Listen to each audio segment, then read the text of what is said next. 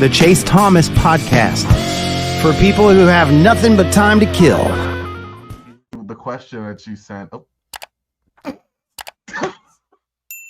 I didn't know Corban Ford was going to go ahead and start this podcast before we were ready to go. I don't even know how to do an intro, where I guess I am still the aforementioned Chase Thomas, coming to you live from Knoxville, Tennessee. Over there in Colorado, Corban Ford of Switch Theory and Roundball Ramble is here. I don't even know what Corban was about to say. We were ready to go. I said that, and then he was about to say something else. And once you hit the button, once the red light comes on, I don't know what to do, Corban. It's on. No, it's always a pleasure to be back on, Chase. Sorry, I was ready to talk, and then I didn't realize we were recording. So here we are. Let's get it rolling. What were you about to ask me? This is a good way of going in. Well, it's funny. I was gonna say the Lakers just, as we record, the Lakers just made a move to one of the questions that we'll be discussing during our NBA talk here, and so I was kind of foreshadowing, not meant for anyone else to hear, but listen, wonderful world. Here we are. I like it. This is good. I like those. Like, it's like those podcasts when they're like in the same room. They do that where they just start talking and then the recording is just starting and everything like that. That's what this episode is going to be like, where we just dove in because we just got started. And why not? Why not, Corban Ford? We've done a lot of these. We know we don't have to do all the normal pleasantries here. But we have a lot of NBA stuff that I wanted to pick your brain on here. And I wanted to start, and this came up when I was listening to Real GM Radio the other day with Ben Golliver, Danny LaRue, and Kevin Pelton. And it was a really good pod. And they were talking about the Pacific Northwest Division. I don't even know what to call it. Like, I don't think about divisions. Like, if you ask me the Hawks division right now, I think it's the Southeast. I don't feel great about it. I think the Magic are in it. The Hornets are in it. Maybe the Wizards. Wizards feel like they're in it. I think you got it, yeah. But they don't matter. They don't play a role. There's really no point. But they were talking about that division. It doesn't matter. So they were talking about it, and one thing they brought up that I thought was interesting.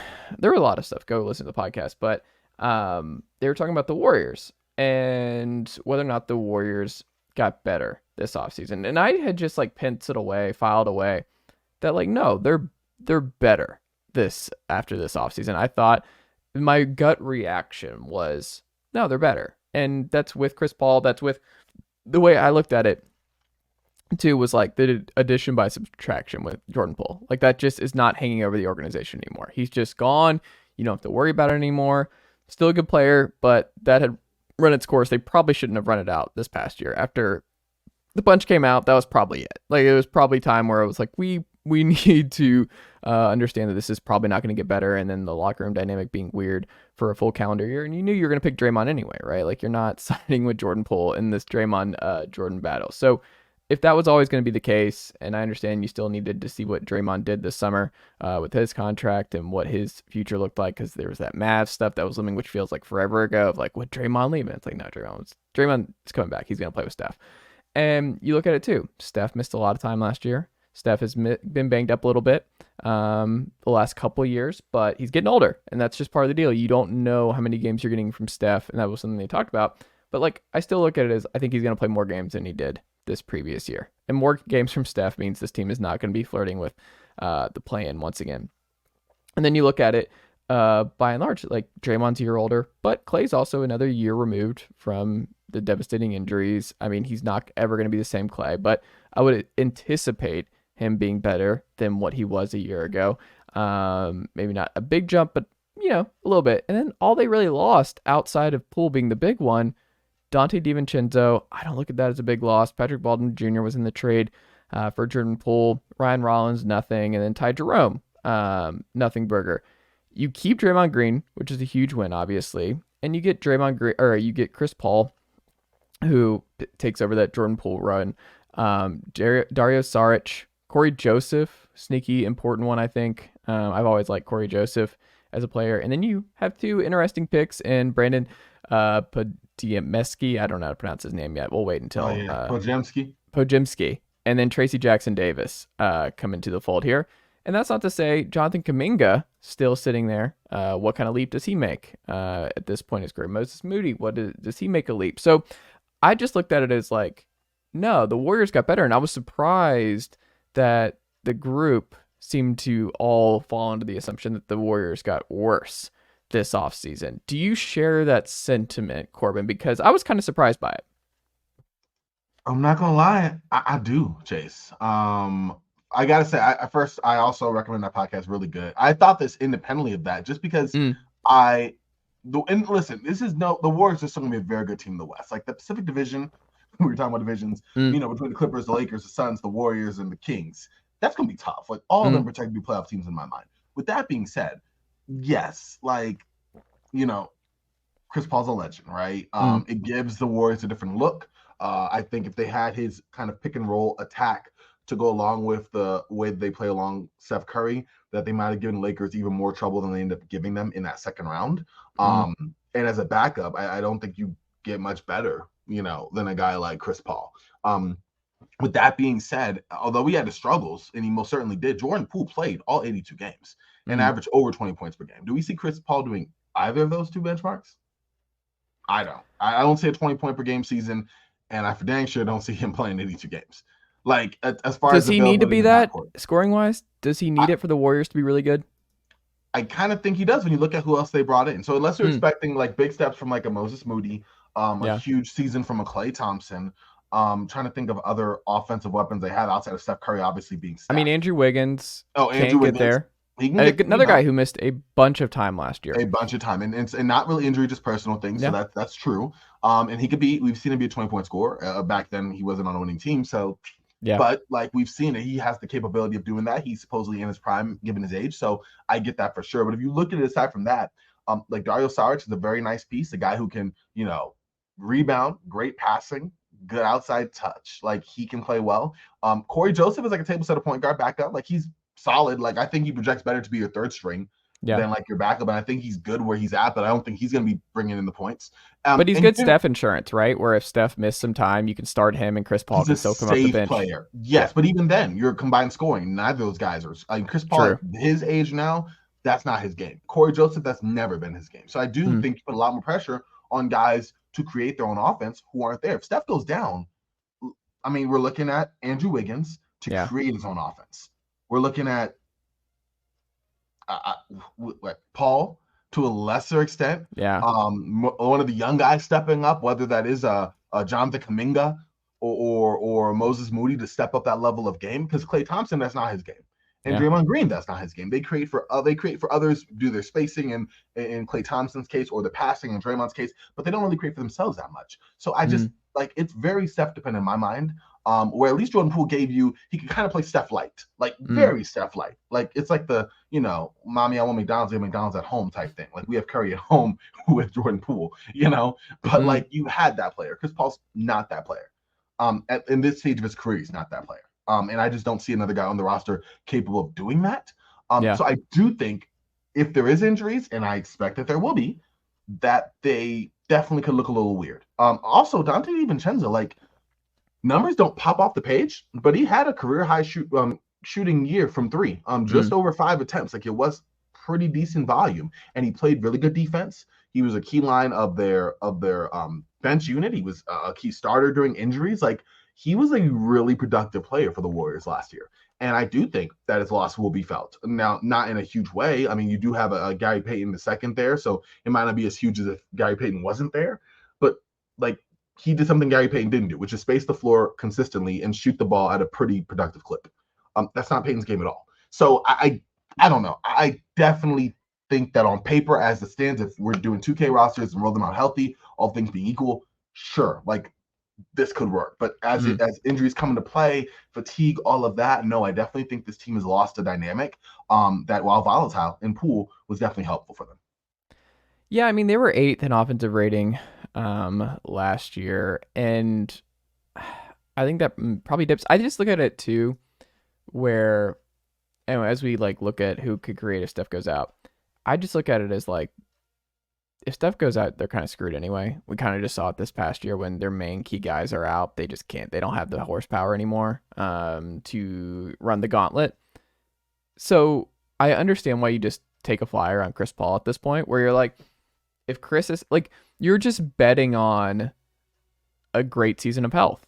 And if you have a great season of health, and your top 8 is Paul, Peyton, Curry, Wiggins, Clay, Looney, Draymond. I think that was 8. And then one of the rookies like Kuminga, like one of the rookies plus Kuminga or Moses Moody, whoever, they give you enough a little bit. I mean, I think Pojets, what is it? Pojimski? You got it, Pojemski. That's the Pojimski. one. Yep. Yeah, he's a good shooter. I think he was one of the best shooters coming into the draft. He was a really good player at Santa Clara, if I remember correctly.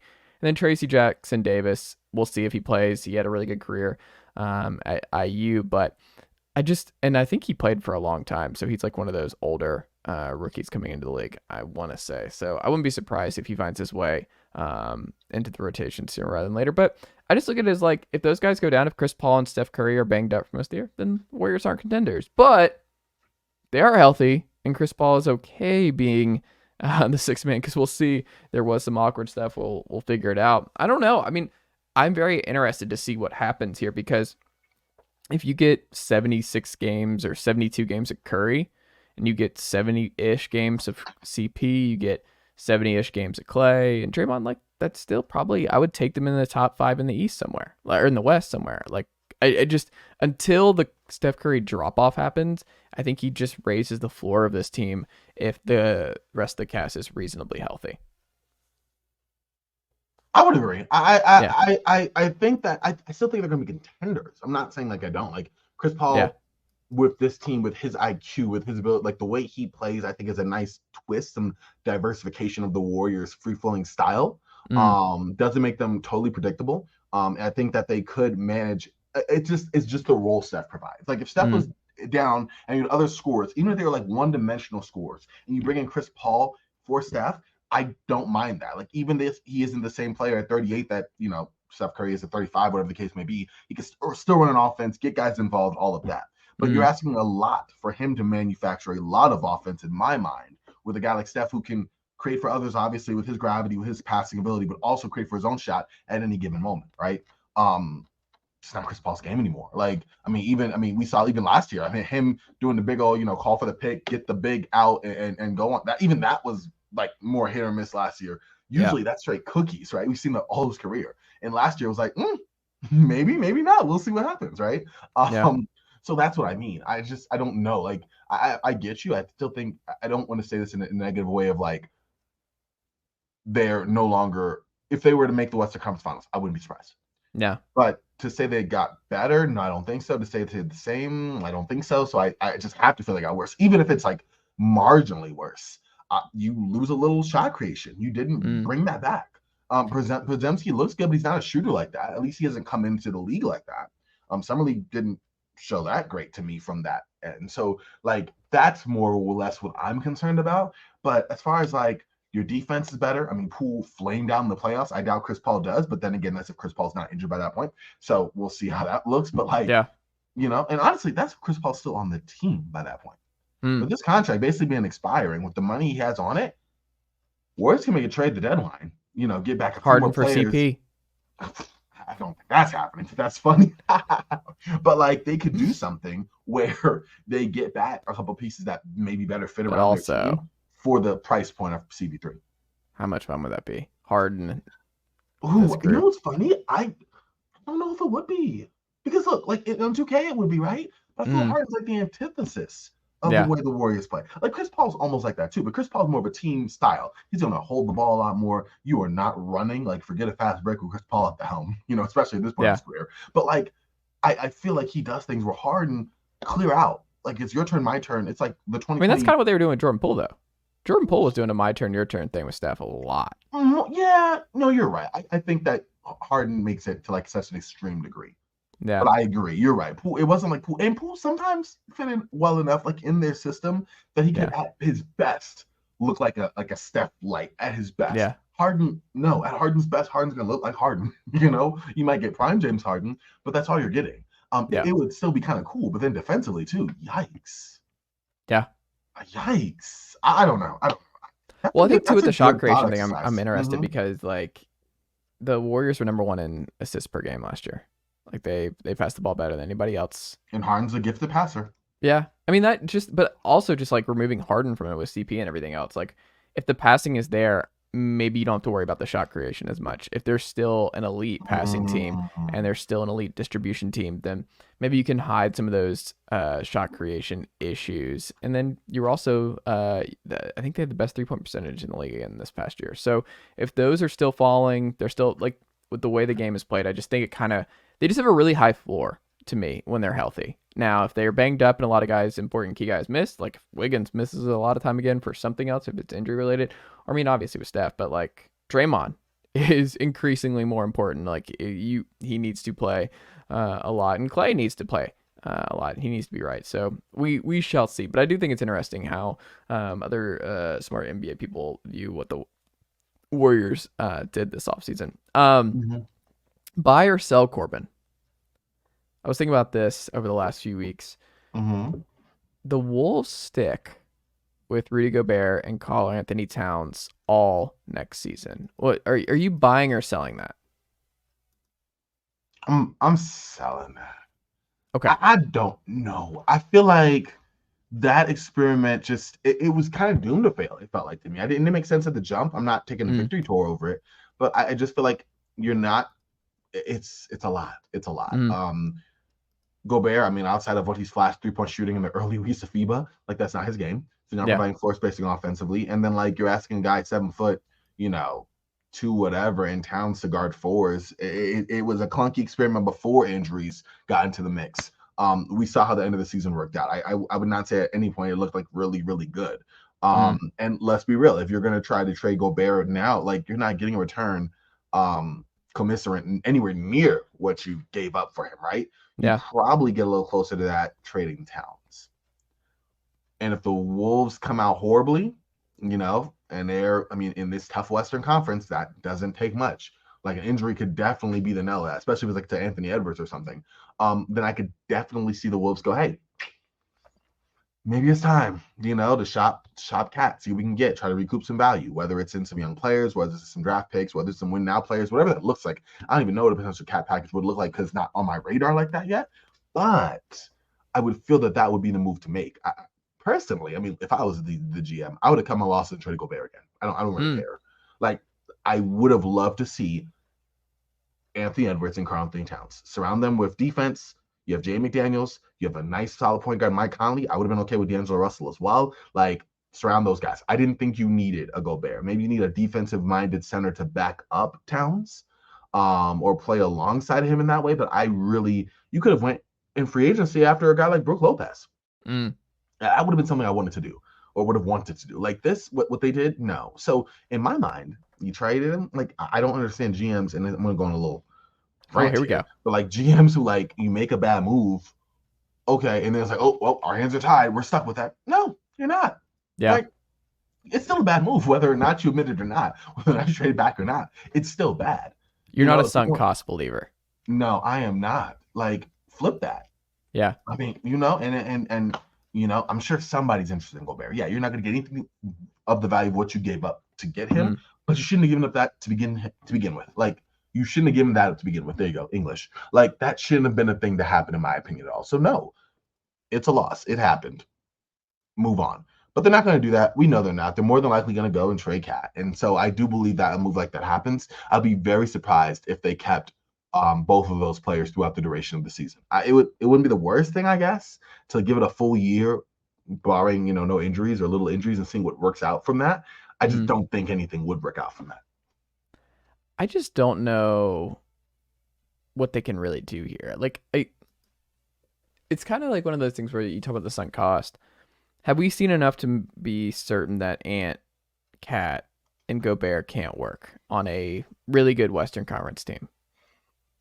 Okay. Well, let me answer that question on the question. What does that look like for you? Like, if you think that can work, what does that look like between Gobert's role, Ant's role, and Towns' role all together?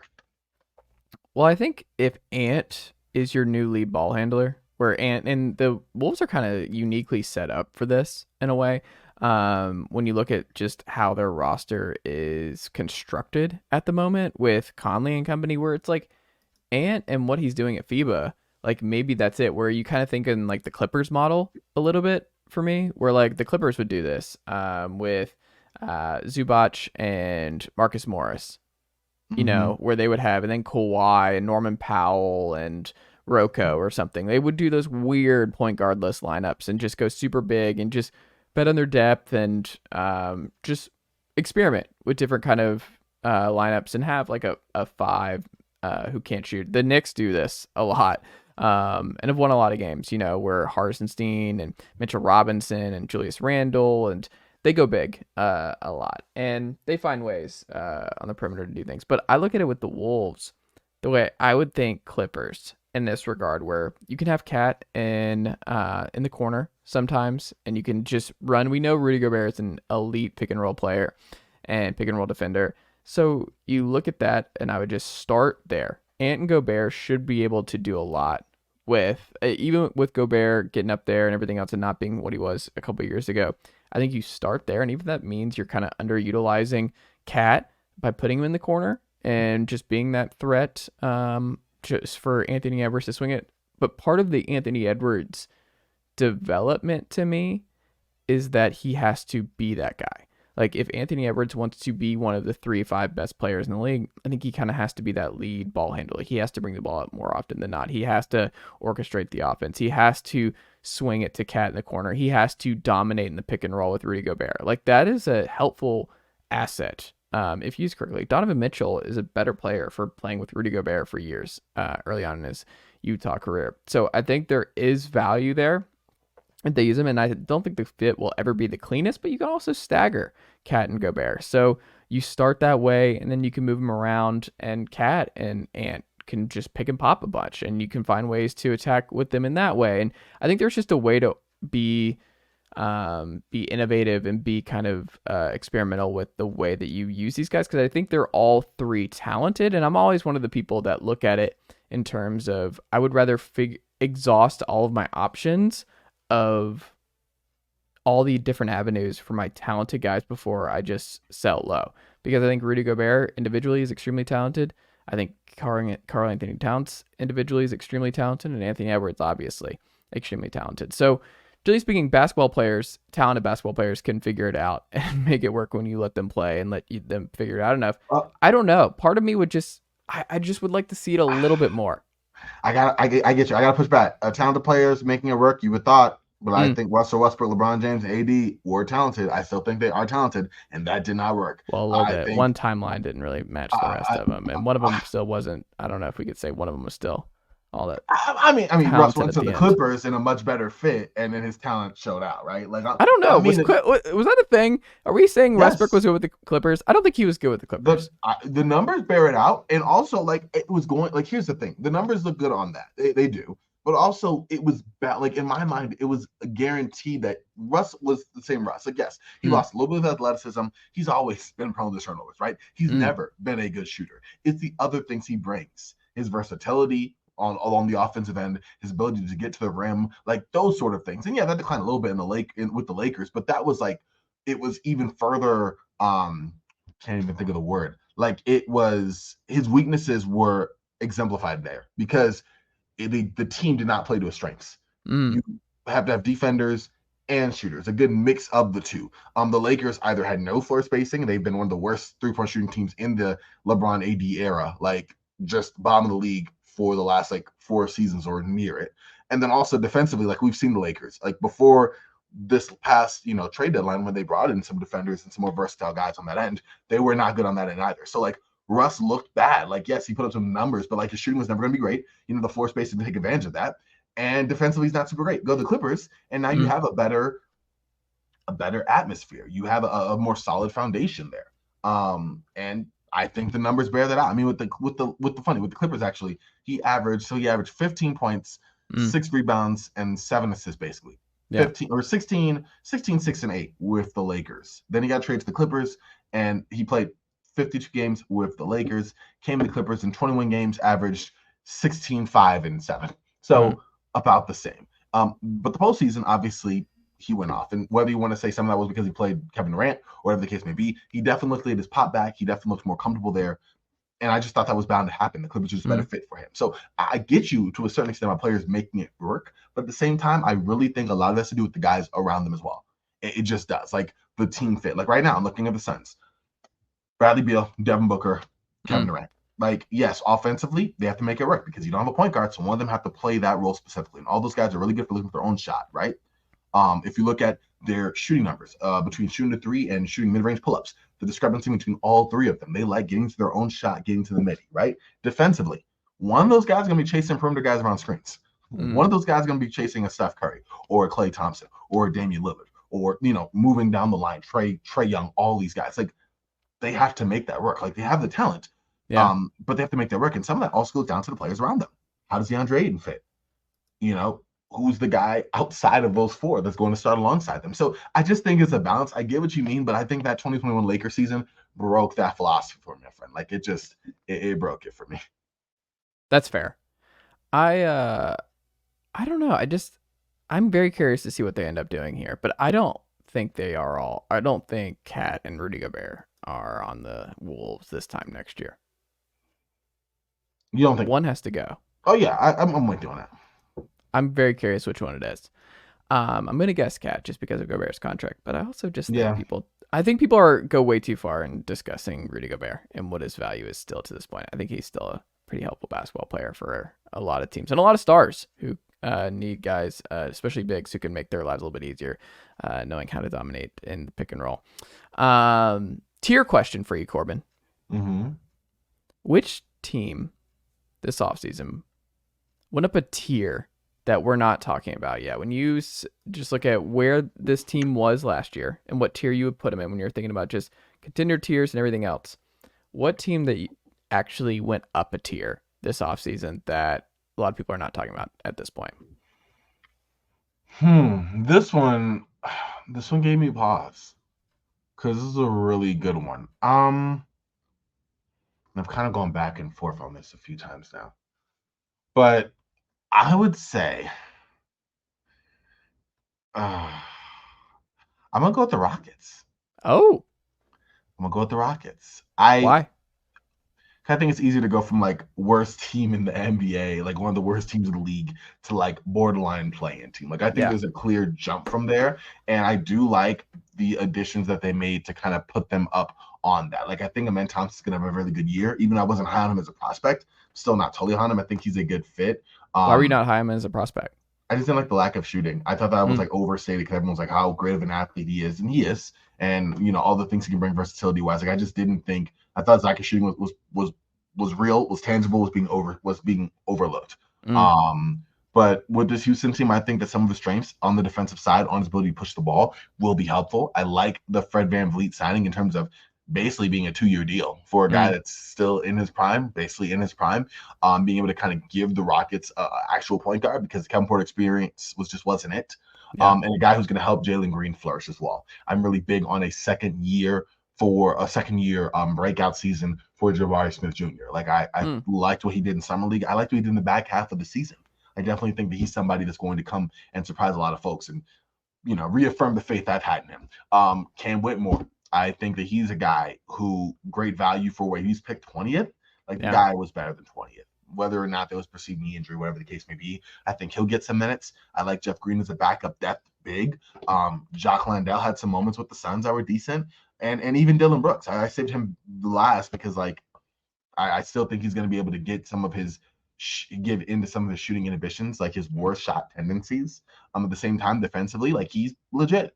Sometimes when the antics get in the way, but like he's not somebody you hear about issues in the locker room. Like all his antics you see are on the court, which something to be said for that. You know what I mean? So I think that that'll be solid as well. I really feel good about these guys moving up a tier. Now, do I see them making the play-in? Probably not. But like to go from one of the worst teams in the NBA, I do not think they will be there next season. So I definitely think they moved a tier above. But it was really hard because a lot of teams that are kind of in that same morass. Like, how do you feel about Boston? Some may think Boston's solidified. I think they dropped a little bit. Or really, I don't think.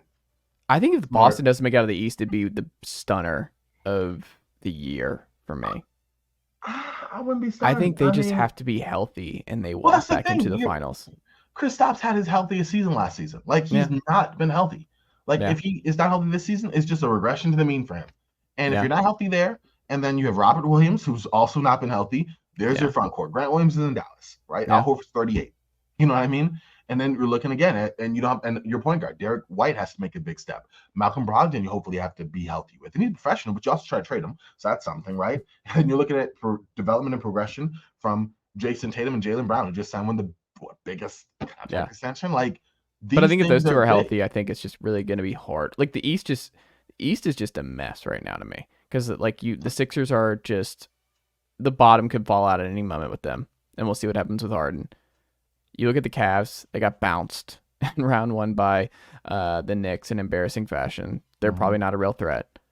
And then you look at, I mean, I'd love to say the Hawks, but the Hawks aren't a threat to the Celtics getting out of the East. And the Bucks, like Chris Middleton hasn't been healthy for years. We'll see if that can happen. And there's just some weird stuff with, I mean, how the Bucks have operated. They're betting on their core, and we'll see if they're healthy. I mean, that's the best case scenario of keeping the Celtics out of the East. I just think that they're such a beneficiary of where the East currently sits that they can take a gamble on a guy like Kristaps, because I think they're just going to be the favorites this year, and they might be for the favorites for the foreseeable future in the East. I mean, if Milwaukee's healthy, you don't put them up there? I put them up. Milwaukee, not it's Giannis, so like I'm putting them right there. But I mean, I just trust Jalen and Jason more than I do Giannis and Chris in 2023, 2024.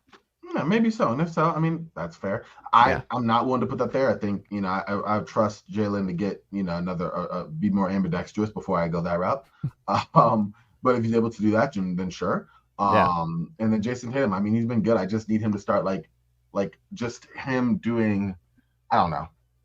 They need to evolve the offense. They got 2 3-point dependent last year. They need to do some other stuff. Like he was very 3-point obsessed this past year. And I mean, Jason Tatum's awesome. He's a top 5 player, I think, in the league now. And that's huge. But I do think he kind of needs to, I would like to see him be a little bit more, what's the word? I want more variety in his skill set and his shot selection this year. I would like that. I would like more of a unique shot chart for Jason Tatum more nights than not. But back to the Rockets for a second, though. I think it's interesting too. What I think, and I wonder if you agree with this. I think 2 things could be true. I think they could go up a tier, okay, and the wins not be there. Does that make sense? Where the West is so strong this year that the only team that we know for sure is going to be bad is the Spurs. Like that's the only one we know is going to be actually bad. Because I think the Mavs are going to be a lot better if they're healthy. I think you just look at just so many teams, like the Pelicans will obviously be there. The Kings are now solidified as a playoff team. You look at just where the West is. I guess the Blazers too, because I don't think Lillard would be on this team. Now, if Lillard is on this team, then we can go ahead and say the Blazers would join the Spurs as 2 of the guaranteed worst teams in the Western Conference next year.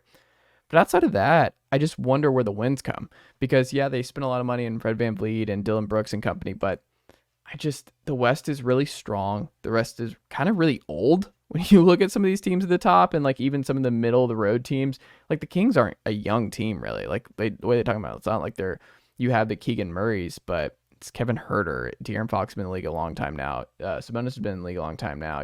Harrison Barnes obviously been in the league a long time. I don't know. Like, I don't know where the wins come from. So I think they could be a much better team. I think having another Rookie of the Year type candidate will be huge for them. I think it'll be a lot more fun. I think they'll be a lot more competitive. I think it's an upgrade at coach. But I also wonder, how does Kevin Porter Jr. and Jalen Green handle a lot more competition to getting shots up? Because I think Fred VanVleet loves to take some deep threes. He loves to get his shots up. He got paid a lot of money to shoot the basketball. Dylan Brooks is going to get shots up. We know Dylan Brooks is going to get his shots.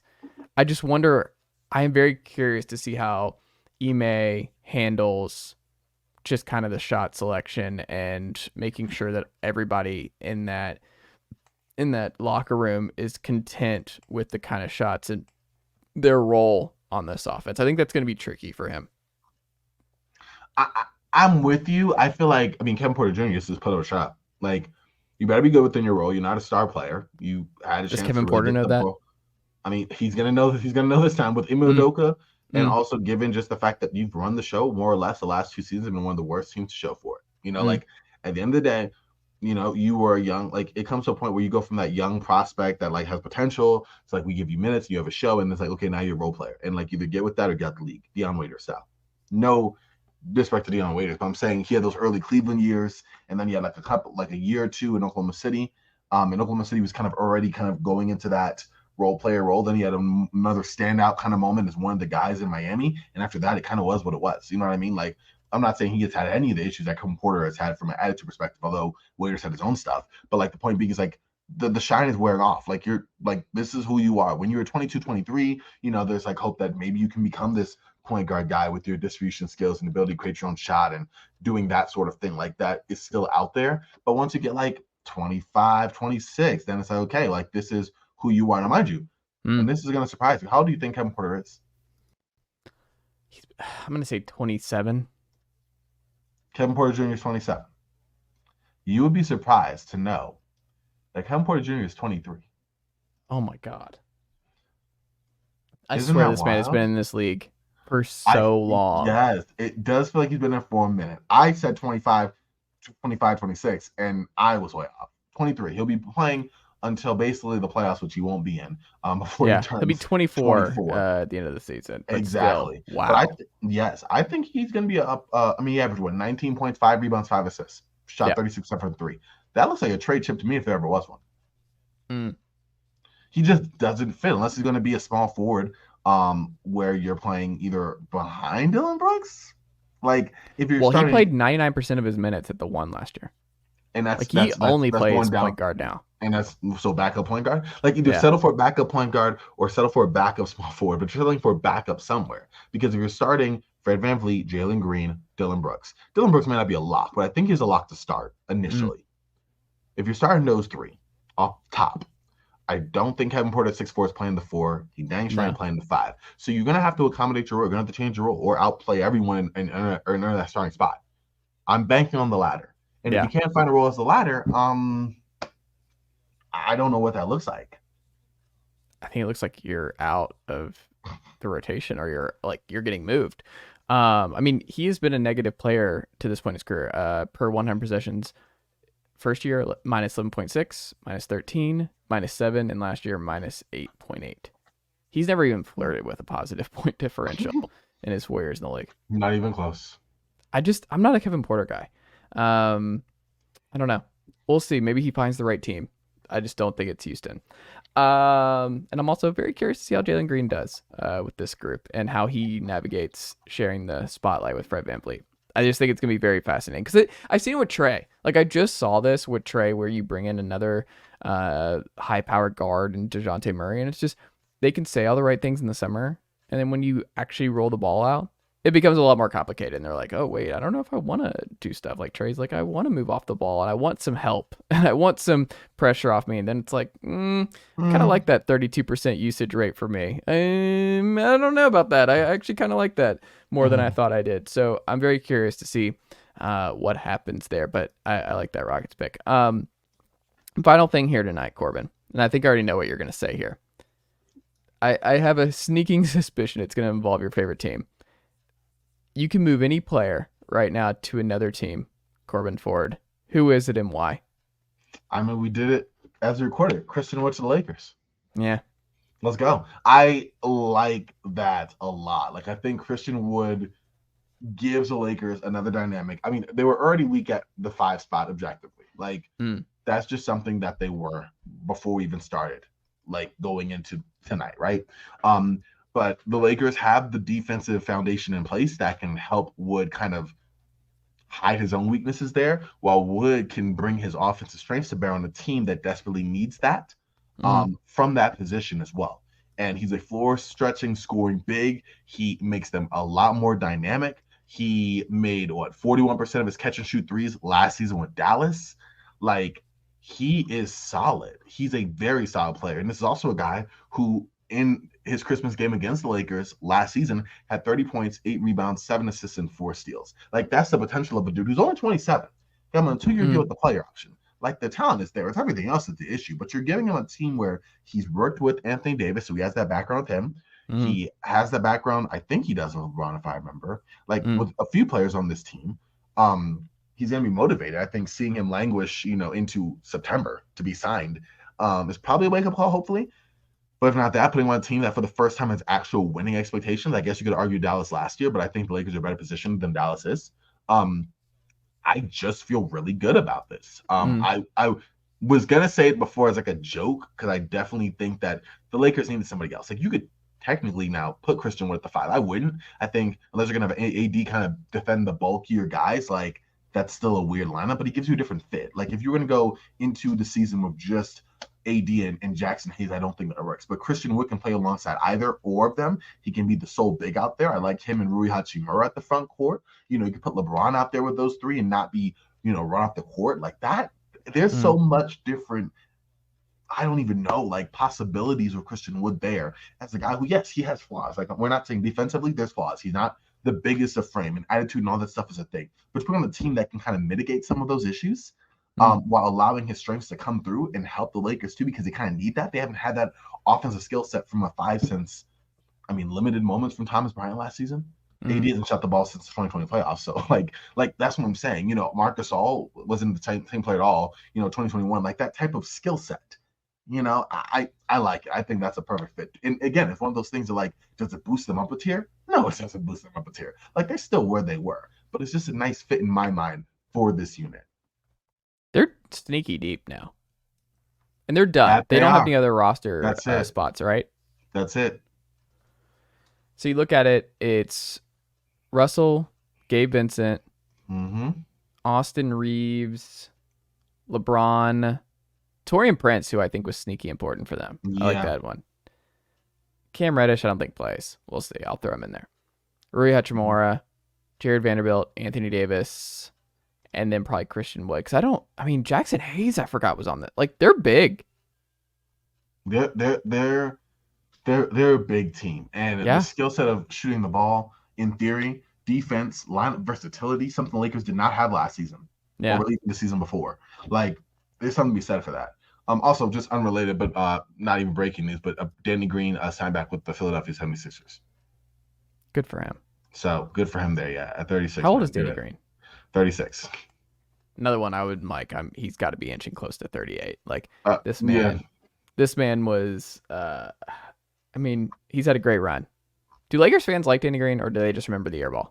I think they like him. I think if he made that shot, I think they like him. He helped them win a championship, right? He was pretty consistent. I think he's fine in my book. I think it was game 5 if he made that shot off a LeBron pass, like that would have been game set match. That'd been nice. Then we had the 40-point win in game 6. So true. But no, I think Danny Green, and he also had one of my favorite moments of that 2020 Lakers season. It was the last game I think Kobe was in attendance for. But it was the end of the first half against the Hawks. Clock was running down. LeBron James shot a 3 out of a scramble, missed it, and Danny Green tip slammed it. Yeah. And I was like, out of nowhere, no one saw it. Like it was like, what in the world? Like if you look at the video on YouTube, like Dwight Howard's losing his mind. LeBron in the back is losing his mind. Like everyone is shocked because that Danny Green had the hops like that. And then like they go into halftime like immediately after, and Danny Green and JaVale McGee have this like cop celebration they do. Like this, like it was really cool. Like that was my favorite moments of the season. And it was from a role player like Danny Green, who I thought was pretty solid. And I thought, to be traded for, late first and Dennis Schroeder. Although Dennis Schroeder had a solid year, I really think they should have run back with Danny Green and kept that identity. But yeah, he was fine. I think he's a solid player. I'm glad he's getting another year at Philly and a healthy year at that. We'll see what's going on with Philly with James Harden and everything, but he's a solid player. And I imagine if Philly's trying to win a championship still, and he's healthy and can defend bigger threes, then why not? For sure. Corban Ford, what can the good folks check out from you this week? We're trying to get the podcast grind going, Chase. Been talking about it for a minute, been slowed out the gate. I was talking before you came on about how your motivation. So we're trying to get back at that. Starting our season previews, doing our draft stuff, or our retroactives. That's where we're at right now. Got to get a written piece out here hopefully soon. So that's the immediate goal coming up this week. But yeah, stay tuned. Follow me on Twitter at CorbanNBA, CORBANNBA, for all of that. But as always, Chase, it is a pleasure talking ball with you. You already know. Absolutely. We'll be back next week. More NBA. NBA never sleeps, and it'll be back before you know it. Corban, thank you as always, and I'll talk to you next week, my friend.